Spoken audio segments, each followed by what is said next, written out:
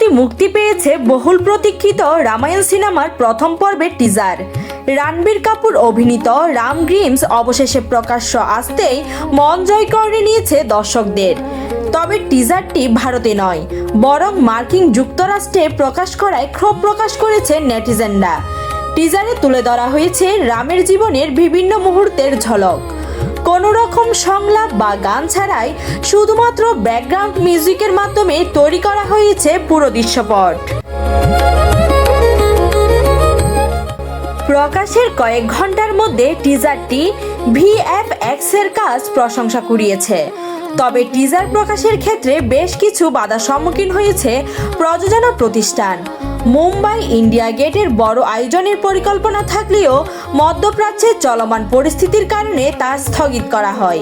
পরবর্তীতে মার্কিন যুক্তরাষ্ট্রের একটি বিশেষ অনুষ্ঠানের মাধ্যমে টিজারটি উন্মোচন করা হয়। প্রায় 4 কোটি টাকা বাজেটের এই বিশাল প্রজেক্টটি পরিচালনা করেছেন নিতেশ তিওয়ারি। সিনেমায় রামের চরিত্রে রয়েছে রণবীর কাপুর, সীতার ভূমিকায় সাই পল্লবী, লক্ষণের চরিত্রে রবি দুবে, হনুমানের চরিত্রে সানি দেওল ও রাবণের চরিত্রে দেখা যাবে যশকে। ভারতের সবচেয়ে ব্যয়বহুল এই সিনেমা মুক্তি পাবে 2 ভাগে।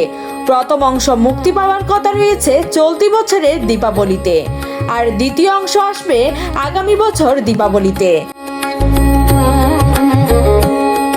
News desk, Hindus news.